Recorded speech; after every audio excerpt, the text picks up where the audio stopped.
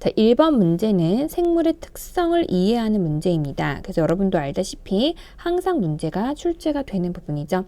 여기서는 예시로 살모사의 예시가 나왔습니다. 그런데 우리는 기억에 나타난 생물의 특성에 대해서 살펴보는 것이기 때문에 이 부분을 빠르게 읽고 지나가면 돼요. 온도 변화를 감지하여 온열 동물을 포착하고 먹이에 접근한다. 뭐뭐하여 뭐뭐한다 라는 표현은 보통 그렇죠. 뭐뭐이면 뭐뭐시다. 자극을 받으면 반응을 한다. 그래서 자극과 반응에 대한 예시였습니다. 그러면 자극과 반응에 대한 예시를 찾으면 됩니다. 자, 올챙이가 자라서 개구리가 된다라고 하는 요 내용은 엄밀히 따지면 올챙이가 개구리 성체가 되기까지의 과정은 발생입니다. 그런데 우리가 이것을 보통 발생과 생장이라고 표현을 하죠. 생장의 정확한 표현은 어린 개구리가 아주 어른인 개구리가 되는 과정이죠. 지렁이에게 빛을 비추면 어두운 곳으로 이동한다. 뭐뭐 하면 무엇을 한다. 자, 바로 이것이 바로 정답입니다. 자극과 반응. 따라서 정답은 2번으로 바로 체크할 수 있겠죠. 개나리는 빛 에너지를 흡수해서 포도당을 합성한다. 자, 뭔가 합성한다. 동화작용이죠. 자, 동화작용, 즉 크게 얘기하면 물질 대사에 대한 내용이었습니다. 흰털의 북극곰에서 태어난 자손은 흰털을 갖는다. 자, 흰털에서 흰털의 자손을 얻는 거죠. 자, 누구에게 태어났어요? 자, 이것은 무엇일까요? 그렇죠. 유전현상이죠. 그래서 이것은 유전이고요. 선인장은 잎이 가시로 변해 건조한 환경에 살기 적합하다. 자, 뭔가 내가 환경에 살기 적합한 형태로 생물이 적응과 진화를 하는 이죠. 그래서 적응과 진화. 적응이죠, 적응. 자, 그래서 정답은 어쨌든 간단하게 체크하면 2번. 자, 자극과 반응, 자극과 반응에 대한 예. 자, 여기 1번의 해설은 여러분 뭐 안 해도 다 알 거예요. 그래서 생물의 특성 정리를 해야겠죠. 생물의 특성은 여러분도 알다시피 네, 세포로 구성되어 있다부터 시작해서 물질 대사를 한다. 자극과 반응, 그리고 뭐 유전과 생식, 그리고 뭐 적응과 진화. 그 다음 발생과 생장. 그래서 여러분들 이 내용들은 당연히 예시로 알아야 한다. 예시로 많이 문제를 풀면 쉽게 접근할 수 있는 부분이죠. 1번 문제는 이렇게 해결할 수 있고요. 2번 문제는 영양소와 노폐물을 이해하는 문제이죠. 물질대사 파트에 나온 부분입니다. 영양소 1과 2에 대한 것을 표에 제시를 했고요. 각각 단백질과 탄수화물 중에 하나다라고 얘기를 했고, 기억과 니은은 또 암모니아와 이산화탄소 중에 하나다라고 했습니다. 자, 이산화탄소는 단백질, 탄수화물 모두 다 갖고 있죠. 하지만 암모니아는 단백질만 갖고 있는 거다. 자, 단백질은 CHON, 뭐 SP 뭐 등등. 아미노산의 가장 기본은 CHON이죠. 탄수화물은 CHO. 그래서 보통 탄수화물에서 형성되는 노폐물은 CO2와 물. 단백질에서는 똑같이 CO2와 물, 그리고 질소 때문에 암모니아가 발생하죠. 그래서 여러분들이 여기서 암모니아는 단백질로부터 구성이 되는구나. 자, 그렇다면 여기에 세 가지가 당연히 기억은 공통이고 니은 하나가 다르죠. 이게 바로 암모니아가 될 것이고요. 그 다음에 기억은 여기 제시한 것처럼 그렇죠? 이 기억은 이산화탄소가 되겠습니다. 자, 그러면 1은 탄수화물이다 라는 것 당연히 맞겠죠. 그래서 정답은 1번 바로 나옵니다. 탄수화물, 이게 탄수화물이고 이게 단백질. 자, 질소는 기억이 아니라 니은의 구성 요소다라고 해야 되겠고, 세포 과정에서 지방도 CHO로 구성되어 있죠. 그러면 암모니아 형성되지 않습니다. CO2와 물이 형성이 되죠. 그래서 여기에서는 물질 대사, 즉 노폐물 형성되는 거, 영양소에 따른 노폐물이 어떤 것들이 형성되는지 이것도 여러분들이 정리를 해야 합니다. 그래서 탄수화물, 단백질, 지질, 지방 요 세 가지의 구성 원소로부터 만들어지는 노폐물의 종류 방금 설명했어요. 물론 지방도 탄수화물과 동일한 노폐물이 형성이 되죠. 자, 3번은 그림 가는 ATP와 ADP의 전환을 나타낸 것이다. 자, 이것도 물질 대사, 동화와 이화작용을 여러분들이 생각해 볼 수가 있겠네요. 자, 1번 과정은 지금 인산이 하나가 붙어서 트라이포스페이트, 즉 ATP가 만들어지는 과정이고요. 그 다음에 이 과정은 피인산기가 떨어져 나가서 이 부분 ADP가 만들어지는 과정이죠. ADP 플러스 무기인산. 자, 그래서 우리가 요거를 보통 뭐라고 하죠? 네, 분해하는 반응 이화작용이라고 하고요. 그 다음에 1번 반응은 합성하는 반응이니까 동화작용이다 라고도 얘기할 수 있겠죠. 물론 문제에서는 그 내용은 나오지 않았지만 이런 것도 보기에 많이 출제가 됩니다. 그리고 나온 그래프 문제에서는 속도에 따른 에너지 소비량이에요. 에너지 소비량이 지금 달리기보다 걷기가 사실 A 구간에서는 달리기보다는 여기 걷기에서 훨씬 더 에너지 소비량 값이 크다는 걸 알 수가 있습니다. 그리고 나서는 이렇게 되는 거죠. 달리기는 훨씬 더 많이 필요로 해요. 그러니까 A 구간에서는 아직은 걷기가 더 많이 에너지를 더 소비한다라는 거 볼 수가 있겠죠. 자, 기억은 ADP다. 방금 얘기를 했어요. 그쵸? 과정 1, 고에너지 인산 결합이 끊어진다. 자, 과정 1에서는 아까 뭐라고 했어요? 합성을 하는 거라고 했죠? 합성된다라고 표현을 해야 되겠네요. 구간 A, 방금 얘기했습니다. 걷기보다 달리기를 할 때 더 많은, 왠지 에너지 소비가 더 많이 일어날 것처럼 보이죠, 달리기 할 때. 근데 그래프상에서 나와 있는 것을 해석하면 걷기가 훨씬 더 에너지 소비량이 달리기보다는 A 구간에서는 높아요. 그렇기 때문에 걷기가 에너지 소비가 많다라고 이야기를 해야 합니다. 따라서 정답은 1번이 되겠죠. 자, 그 다음에 4번 문항. 4번 문항은 생명과학의 탐구 방법을 이해하는, 즉 연역적 탐구 방법이냐 귀납적 탐구 방법이냐에 대한 문제입니다. 물론 여러분들이 여기에서 알다시피 결론을 내렸어요. 그리고 뭔가 가설을 세웠어요. 이것만 보더라도 바로 체크할 수 있네요. 자, 이것은 연역적 탐구 방법입니다. 자, 이 자료에 대한 설명으로 옳은 것을 골라라. 제시된 조건 이외에 다른 조건은 동일하다라고 했습니다. 분석해 볼게요. 질소는 식물성 플랑크톤의 밀도의 증가에 영향을 줄 것이다. 즉, 질소가 있다면 밀도가 증가할 것이다 라는 가설을 세웠습니다. 결론, 뭐뭐라는 결론을 내렸습니다. 자, 그러기 위해서 필요한 것, 식물성 플랑크톤의 생명활동에 필요한 최소한의 성분 포함, 배양을 준비했어요.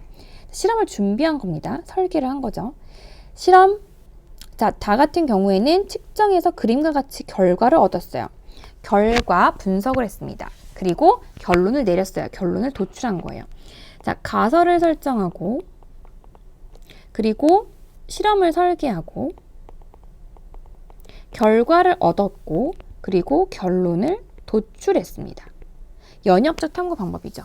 물론 이 과정에서 호기심을 갖는 것, 탐구 동기라든지 문제를 인식하는 단계는 없었어요. 그 가설 설정 앞에 문제를 인식하는 단계가 있을 수 있겠죠. 문제를 인식하고 가설 설정하고, 그다음 실험 설계에서 보통 이 실험 설계 과정에 실험군, 대조군 이런 것들이 나옵니다. 변인 통제를 한 것이나 이런 것들이 나오겠죠. 그래서 그런 내용들, 그리고 결과는 그 다음과 같이 얻었다고 했는데 요게 이제 포인트죠, 사실. 배양액 A, 배양액 B. 자, 배양액은 두 개 똑같은데 질소라고 하는 걸 B에 더 넣어줬어요. 자, 그렇다는 것은 B가 실험군이고 A가 대조군이죠. 왜? 가설에서 질소가 어떤 영향을 주는지를 알아보는 실험이에요. 그럼 질소의 유무를 가지고 밀도의 증가가 되느냐, 되지 않느냐를 확인을 하는 거죠. 결과는 뭐였어요? 네, B가 밀도가 더 컸다. 즉, 질소가 플랑크톤의 밀도를 증가에 영향을 준 것이다라는 가설을 accept 해야 되겠죠. 받아들여야 되겠네요. 연역적 탐구 방법이 이용되었다. 4번은 맞습니다. A는 대조군이죠. 질소가 밀도 영향을 준다는 것, 당연히 이 결과를 보고서 해석을 이끌어낼 수가 있어야 합니다. 그래서 정답은 5번으로 처리하면 됩니다. 자, 5번 문제 볼까요? 그림 가는 어떤 사람에서 일어나는 체온 조절 과정. 자, 항상성과 관련된 문제예요. 항상성의 체온 조절 과정과 관련된 문제입니다. 자, 주변 환경에 따른 피부 열 방출량을 나타냈어요. 자, 체온 조절의 최고 조절 중추는 네, 간뇌의 시상하부입니다. 그리고 체온 조절이라고 하는 것은 보통 뭐로 나타내요? 네, 열 발생량과 열 발산량으로 우리가 체크를 합니다. 즉 다시 말하면 내가 온도가 만약에 저온 자극이 주어졌다. 지금 문제에서 저온 자극이 주어졌기 때문에 이거를 예로 들어볼게요. 저온 자극이 주어지면 발생은 많이 하는 쪽으로, 발산, 빠져나가는 열은 줄이는 쪽으로 가야겠죠. 이 시스템으로 우리가 분석을 해봅시다. 자, 발생량이 증가한다는 거는 열을 많이 내야 돼요. 그럼 물질 대사를 활발하게 해야겠죠. 이때 관여하는 기관이 뇌하수 전엽에 TSH, 자, 갑상샘이 나옵니다. 갑상샘은 바로 호르몬 A, 티록신을 만들죠. 티록신이 물질 대사를 촉진시켜서 체온이 상승하는 효과. 그 다음 신경기억에 의해서 체온이 상승했어요. 피부 모세혈관은 어떤 변화가 일어날까요? 일단 저온 자극이라고 하는 것 자체가 뭐죠?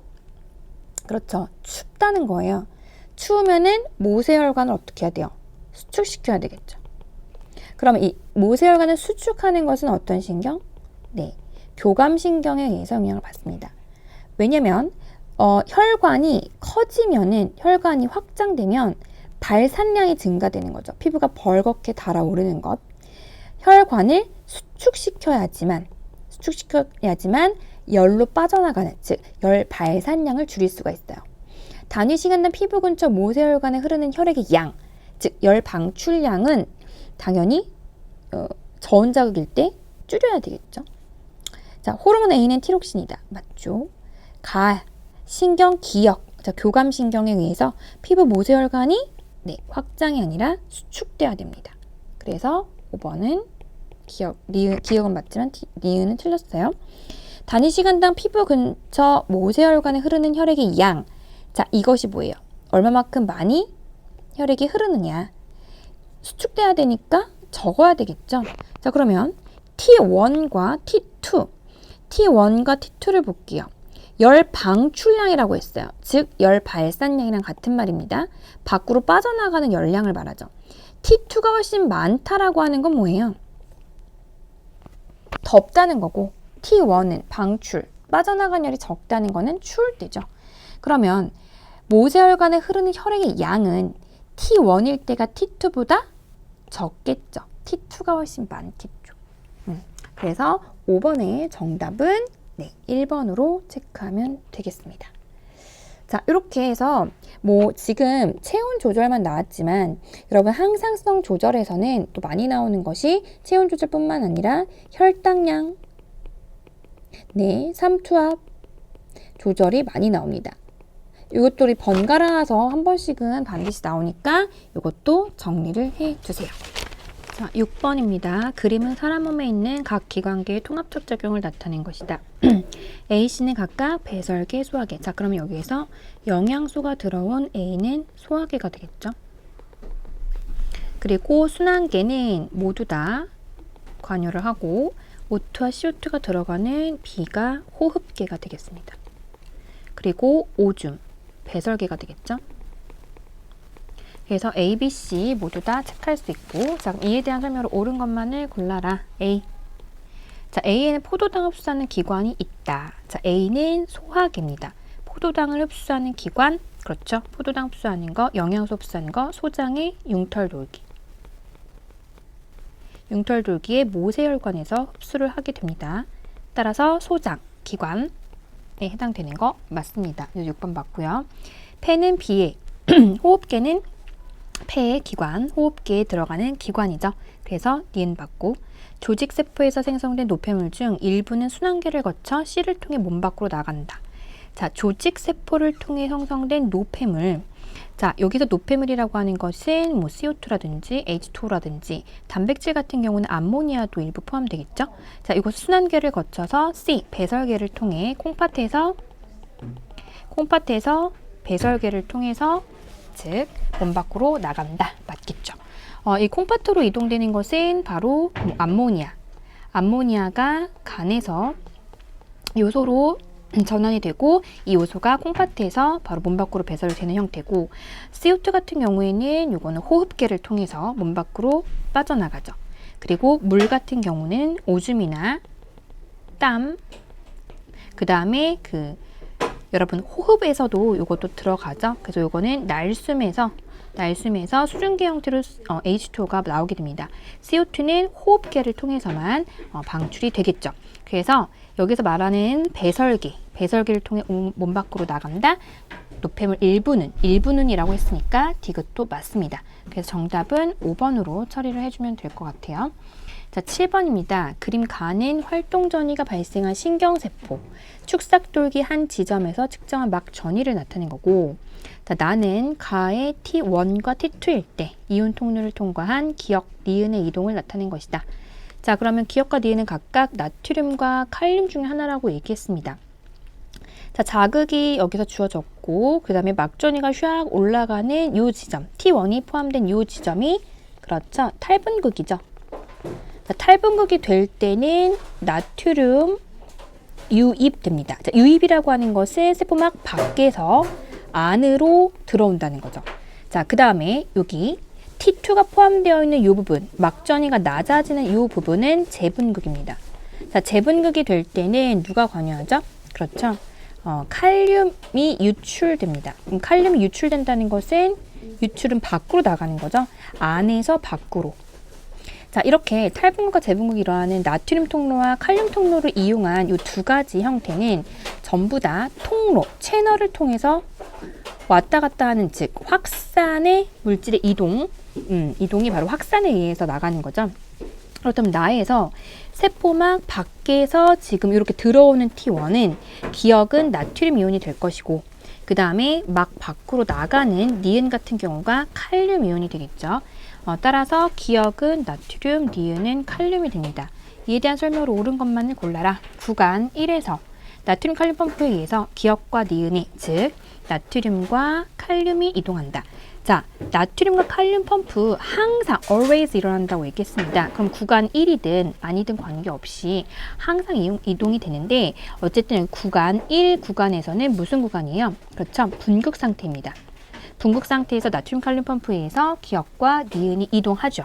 그래서 나트륨은 3개가 그다음 칼륨은 2개가 들어오는 형태로 나트륨 칼륨 펌프에서 왔다 갔다 하게 됩니다. 그래서 나트륨은 3개가 막 밖으로 나가고요. 그 다음에 칼륨은 막 2개가 막 안으로 이동을 하게 되는 나트륨 칼륨 펌프.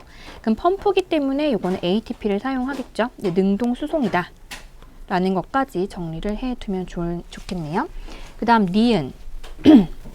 자, 기역의 막투가도는 T2일 때가 T1일 때보다 높다라고 했는데, 지금 기역은 나트륨이죠. 그러면 나트륨의 투가도는 언제가 높겠어요? T2일 때가 높은 것이 아니라 T1일 때가 T2일 때보다 높겠죠. 그때 나트륨이 유입되는 거니까. 따라서 니은은 틀렸고, T2일 때, 즉 재분극일 때입니다. 재분극일 때 칼륨의 농도는 세포 밖에서가 안에서보다 높다고 했죠. 그럼 밖으로 유출되는 것이니까 확산에 의한 것은 농도가 높은 쪽에서 낮은 곳. 따라서 안이 밖보다 높아야지만 나갈 수가 있겠죠. 디귿은 그래서 틀렸습니다. 정답은 1번으로 처리해주면 될 것 같아요. 자, 그 다음 8번 내용이에요. 자, 그림 가와 나는 체내에서 병원체 X가 침입했을 때 일어나는 방어작용의 일부를 나타낸 것이다. 자, 지금 가에서 보조 T 림프구에 의해서 인식을 했어요. 대식세포에 있는, 여기 표지되어 있는 것을. 병원체 X가 들어왔네요. 대식세포가 이렇게 작용하는 것, 바로 얘는 비특이적 방어작용의 형태. 자, 비특이적 방어작용, 선천성 면역이라고도 얘기하죠. 그다음 나는 세포 독성 T 림프구가 감염된 세포를 인식을 하고 화학물질을 보냄으로 인해서 세포를 파괴합니다. 자, 이것은 나는, 그렇죠, 특이적 면역작용, 특이적 방어작용이죠. 특이적 방어작용으로서 바로 세포 독성 T로, 그래서 세포성 면역이다. 이렇게 얘기를 할 수가 있죠. 그러니까 특이적 면역, 특이적 방어작용은 우리가 세포성 면역과 체액성 면역으로 구분하는데, 세포독성 T 림프구에 의해서 이렇게 감염된 세포가 파괴되는 경우는 세포성 면역이라고도 얘기할 수 있습니다. 자, 가에서는 비특이적 방어작용 맞죠? 나에서 세포성 면역 맞습니다. 세포독성 T 림프구는 T 림프구는 골수가 아니라 바로 가슴샘에서 성숙을 하게 되죠. 자, 골수에서 모두 만들어져서 T림프구는 가슴샘에서 성숙하고 B림프구가 골수에서 만들어지고 골수에서 성숙되는 거죠. 그래서 요거는 B림프구가 골수에 생성됐다라고 하면 맞지만 세포독성 T림프구는 사이머스셀 가슴샘에서 성숙을 하게 됩니다.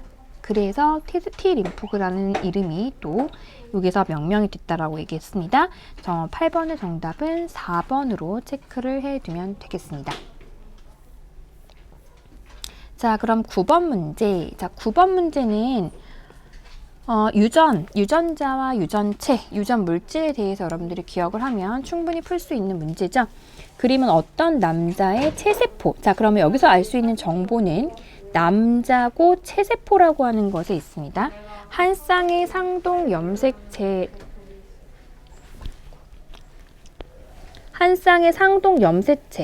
자, 표는 뉴클레오솜을 구성하는 물질 가와 나의 기본 단위를 나타냈다라고 했습니다. 자, 그럼 남자고 체세포고 그리고 한 쌍의 상동 염색체를 나타냈다. 그렇다는 건 요거는 지금 상동 염색체 관계예요. 요거는 상동 염색체 관계. 자, 뉴클레오솜은 보통 여기 동글동글한 요게 히스톤 단백질과 그 다음에 요거는 DNA로 구성되어 있는 것이 바로 뉴클레오솜이죠. 뉴클레오솜은 이렇게 구성되어 있고, 자, 그리고 요것들이 쭉 이렇게 염색사 형태로 보이고 염색체로 바로 분열하기 때 응축이 됩니다. 자, 요때 요 기역은 A와 무슨 관계냐? 염색 분체이기 때문에 이건 DNA가 복제된 상태죠. 그럼 기역도 유전자 구성이 동일한 유전자 A가 돼야 된다는 것. 하지만 상동으로 이루어져 있는 요 1번과 이 부분은 항상 같을 필요는 없어요. 하나는 아빠한테 하나는 엄마한테 왔기 때문에 같아도 혹은 같을 수도 있고 다를 수도 있다라고 얘기할 수 있겠어요. 자, 그럼 가는 뉴클레오타이드로 구성되어 있는 가 물질은 무엇일까요? 네, 뉴클레오타이드는 헥산의 기본 단위입니다. 따라서 이거는 DNA에 해당이 되겠네요. 아미노산은 기본 단위, 그렇죠. 단백질이 아미노산이 기본 단위가 돼요. 이에 대한 설명으로 옳지 않은 것을 골라라. 자, 기억은 A, 유전 정보가 똑같은 A가 되겠죠. 염색 분체니까요. 그 다음 1은 상염색체이다. 네, 요거는 또 체세포에 들어있는 한 쌍의 상동 염색체. 근데 남자라고 얘기했는데 지금 모양이 어때요? 같아요. 그렇기 때문에 이것은 상염색체가 맞습니다. 만약에 XY로 된 성염색체라면 하나는 이렇게 크고 하나는 뭐 작거나 어쨌든 모양과 크기가 이렇게 달라야겠죠. 그러니까 상염색체라는 걸 알 수 있고, 가는 이중나선 구조다. 자, 가는 DNA라고 했어요. 그러니까 이중나선 구조 맞고요. 나는 히스톤 단백질이다 라고 했습니다. 자, 여기서 나는 단백질로 구성되어 있어요. 히스톤 단백질 맞습니다. 자, 정답은 5번인데 5번이 왜 틀렸을까요? 가와 나에는 모두 유전자가 있다. 자, 가는 지금 뭐예요? DNA. 나는 단백질. 이런 복이 많이 나오죠. 단백질의 유전 정보가 들어있는 것이 아니라 DNA의 유전 정보가 들어있죠. 따라서 정답은 5번으로 처리해주면 되겠습니다. 자, 10번 문제예요. 10번은 신경계와 관련된 문제죠. 자, 간은 중추신경계로부터 나오는 말초신경. 자, 심장에서 연결. 자, 여기서 포인트, 정보를 알 수 있는 포인트는 심장이라고 하는 것. 자, 나는 가에 A를 자극했을 때 심장세포에서 활동 전이 발생한 빈도를 나타낸 거고요. A와 B는 교감 아니면 부교감 신경이에요. 자, 그럼 나를 볼까요? 자극 전은 지금 여기 와 있지만 자극 후는 어때요? 시간적으로 더 앞당겨졌습니다. 다시 말하면 훨씬 더 빠르게 심장 박동이 일어났다는 걸 알 수 있어요. 시간이 더 단축되었다는 건. 그럼 나는 자극을 준 게 A라고 했는데 A를 자극했을 때 심장 박동이 빨라진다? 어떤 신경이죠? 그렇죠. 교감신경입니다. 따라서 A는 교감신경이 될 것이고 B는 부교감신경이 되겠죠. 자, 그러면 여러분의 형태를 알아야 돼요. 교감신경은 중추신경에서 나와서 심장이라는 말단 부분으로 갈 때 신경절 이전 뉴런이 짧고 이후 뉴런이 길겠죠. 그리고 부교감신경은 앞이 길고 뒤가 짧다. 이렇게 보시면 됩니다. 그리고 여기에서 나오는 아세틸콜린 똑같아요. 신경절에서 분비되는 건. 그런데 교감신경 말단에서는 바로 아드레날린. 또는 노르에피네프린 이런 것들이 분비가 되고, B, 부교감 신경에서는 아세틸콜린이 분비된다고 하는 것은 알고 있을 거예요. 자, A의 신경절 이전 뉴런의 길이는 신경절 이후 뉴런의 길이보다 짧겠죠. 이게 바로 교감신경의 특징입니다. B의 신경절 이전 뉴런의 신경세포체에는 척수에 있다. 자, 부교감이에요. 부교감 신경은, 그러니까 보통 신경세포체가 척수에 있는 것은 무엇을 의미하죠? 맞아요. 교감신경에 대한 설명입니다. 따라서 B는 부교감신경이기 때문에 틀렸고요. A와 B는 모두 원심성 뉴런, 원심성 뉴런이라고 하는 것은 운동 뉴런으로 구성된다라고 볼 수 있습니다. 심장으로 연결되어 있는 이 뉴런은 모두 원심성 뉴런이죠. 따라서 기억과 디귿이 정답 3번. 자, 11번은 세포 주기에 대한 문제입니다. 자, 사람의 체세포, 정보를 알려면 체세포 그리고 세포 주기를 나타냈대요. 그러면 각각 하나라고 했는데 사이클이 돌아가는 방향이 지금 이렇게 시계 방향으로 돌아갑니다. 그럼 S기 전은 G1, G1S, G2M. 자, 그래서 세포 주기는 어떻다고 했어요? 간기, 자, 여기서부터 여기까지가 간기, 분열기. 자, 그래서 간기가 훨씬 길다. 그 다음에 분열기가 짧다. 물론 분열기는 또 뭐로 나눠요? 네, 분열기는 핵분열과 세포질 분열로도 구분을 하죠. 그럼 세포질 분열은 또 어떻게 나눠요? 네, 세포질 분열은 전, 중, 후, 말. 전기, 중기, 후기, 말기. 그 다음 세포질 분열은 동물일 때와 식물세포일 때 이렇게 달랐어요. 자, 뭐 이거에 대한 내용은 차치하더라도 요 내용, 앞에서 내용 요것만 보더라도 풀 수 있습니다. 자, 가시기에는 G2식이에요. G2식엔 방추사와 동원체 결합해요. 방추사 하면 떠오르는 게 어디다? 그렇죠. M기, 분열기가 나와야 돼요. 그래서 기억 틀렸고.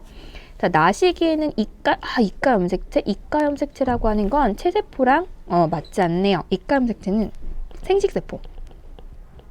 생식세포가 분열할 때, 감수 분열할 때 우리 감수 분열 제1분열 전기에서 관찰되는 거죠. 그러니까 이가 염색체 관찰되지 않습니다. 이게 뭐 나시기가 됐든 무슨 시기가 됐든 틀려요. 체세포라고 했으니까.